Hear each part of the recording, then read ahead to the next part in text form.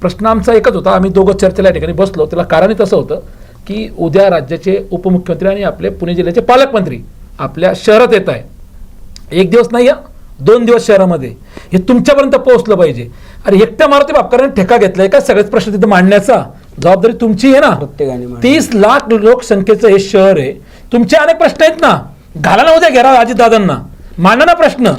कारण ह्याच अजितदादा पवारांच्या आजूबाजूला उद्या 30 लोक असतील ज्यांच्याबद्दल तुम्ही समस्या घेऊन येणार आहेत. त्यामुळे उद्या समजून घ्या की ही यंत्रणा अजितदादांपर्यंत तुम्हाला पोहोचू देणार आहे का. काय होतं की आम्ही ज्यावेळेस माध्यम प्रतिनिधी असतो ना, आमचे कॅमेरे लागलेले असतात. दादाचा एखादा पटकन काय रील व्हायरल होईल का, दादाच्या डोक्यातून कोणी हात फिरवला का, दादा काय बोलले, दादाने पटकन अधिकाऱ्याला फोन केला का, एखादा प्रश्न जागेवर सोडवला का, आमची ही दाखवण्याची स्पर्धा सुरू असते.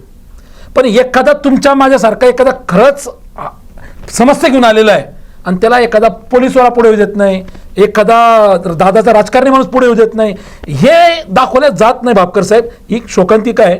मी तुमचे आभार मानतो की तुम्ही खरं तर पोटतिडकीने या शहरातल्या सगळ्या माध्यम प्रतिनिधींचे आभार मानले. हे बघा, हाताची पाची बोटी सारखे नाही.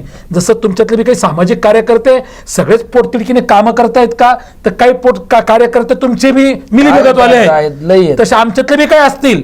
पण तुम्ही माध्यमांचं कौतुक केलं, माध्यमांच्या बाजूने उभे राहिलात. मी त्याचा खरंच या ठिकाणी उल्लेख करतो. शेवटी लोकशाही जिवंत ठेवण्याचं काम जेवढं तुमचं आहे तेवढं आमचंही आहे.